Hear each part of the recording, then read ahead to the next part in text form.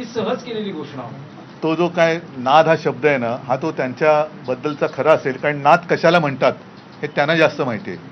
शेतकरी आज आत्महत्या करतोय आणि तो कर्जमुक्त करा हा नाद असेल तर मग या मंत्र्यांना त्यांचं मानसिक स्थिती तपासून घ्यायला पाहिजे. आणि असे सगळे जर का मानसिक स्थिती बिघडलेली लोक कारभार काय करणार? म्हणजे त्यांना शेतकऱ्यांनी प्रश्न विचारला तर ते त्याच्यात त्यांना राजकारण दिसतं. कर्जमुक्ती मागितली तर त्याच्यात त्यांना नाद लागला असं म्हणतं. यांचे नाद अनेक आहेत, एकेकांचे नाद येत आहेत, कोणाचे डान्स बार बाहेर येत आहेत, कोणाचे काय बाहेर येतात, ते सगळे नादिष्ट अशी लोक आहेत. निवडणुकीत आश्वासनही देण्यासाठीच असतात तशी दिलेली. देवेंद्र फडणवीस असं म्हणतात की तुम्ही जी कर्जमाफी केली होती तर नवल काय केलं, आम्ही पण त्यापूर्वी 20,000 कोटी ते सोडून द्या ना, त्यांनी केली होती ना, आत्ता करा ना, आत्ता करा ना. मी काय केलं, तुम्ही काय केलं, आम्ही अगदी शेतकरी वाचणार आहे का? आत्ता शेतकरी कर्जमुक्ती मागतोय, आत्ता शेतकरी 50,000 रुपये हेक्टरी मागतोय, ते द्या ना तुम्ही. म्हणजे देशात काय केलं तर नेहरूनी केलं आणि राज्यात काय केलं तर उद्धव ठाकरेंनी केलं. मग तुम्ही काय करताय की नाही? तर तुम्ही आता जाऊ दे, शब्द वापरता येत नाही मला. दिवाळी 10 दिवसावर आहे, तुम्ही काय अल्टिमेटम देताय? कारण मी सांगितलेलं आहे की ह्या पॅकेजची आता पूर्ण अंमलबजावणी कशी होते त्याच्यावरती शिवसेना पूर्ण राज्यभर एक दक्षता पथक नेमेल. पूर्ण गावागावामध्ये हे पथक असेल.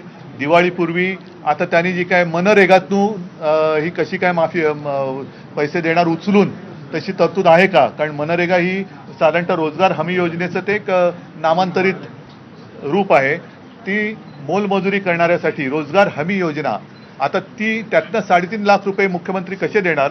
आणि म्हणून मी त्यांना सांगितलं की तुम्ही 3.5 लाख रुपये पर हेक्टरी मदत मनरेगातून करणार असाल तर त्यातले किमान 1 लाख रुपये दिवाळीपूर्वी शेतकऱ्याच्या खात्यात टाका. मंगळवारी महाविकास आघाडीचं शिष्टमंडळ आपलं ठीक आहे, अरे तिकडे भेटू ना. ठीक आहे, मग मुंबई आणि महाराष्ट्राचे प्रश्न आहेत ते मुंबईत आपण भेटू आणि त्या भेटीनंतर सुद्धा आम्ही तुम्हाला भेटणारच आहोत. तर सगळ्यांना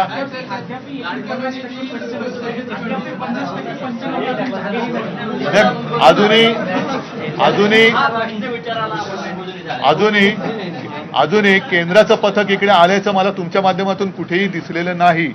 कदाचित माझ्या नजरेतनं बातमी सुटली असेल तर कृपा करून मला सांगा की केंद्राचं पथक येऊन या जिल्ह्यात या तालुक्यात या सगळ्या जमिनीची पाहणी करून गेले.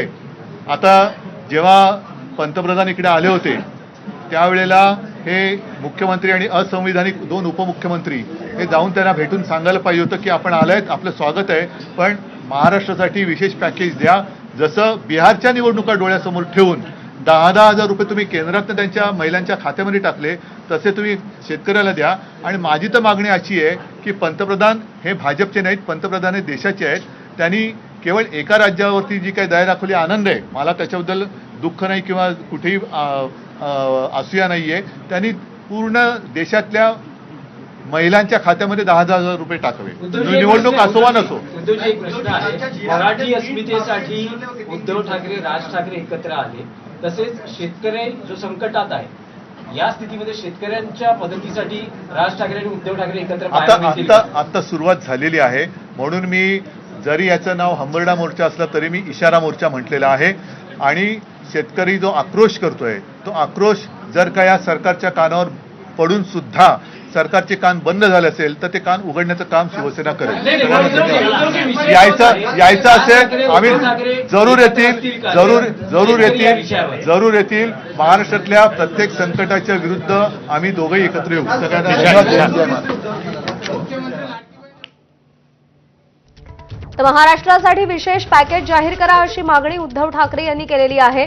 3.5 लाख जाहीर केले, त्यापैकी दिवाळीपूर्वी 1 लाख रुपये द्याच, त्यामुळे शेतकऱ्यांची दिवाळी किमान साजरी होईल असं देखील उद्धव ठाकरे यांनी म्हटलेलं आहे. एक छोटासा ब्रेक या पत्रकार परिषदेसोबत पाहत रहा एबीपी माझा.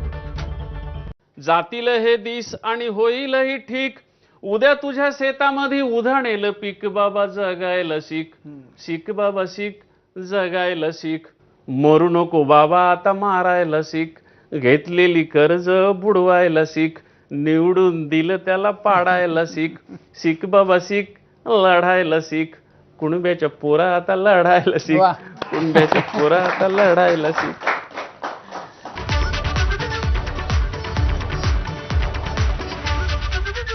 अफगाणिस्तानमध्ये सत्ता राबवत असलेल्या तालिबान सरकारमधील परराष्ट्र मंत्री आमिर खान मुत्तकी सध्या भारताच्या दौऱ्यावर आलेत. त्यांच्या दौऱ्यादरम्यान त्यांनी भारताचे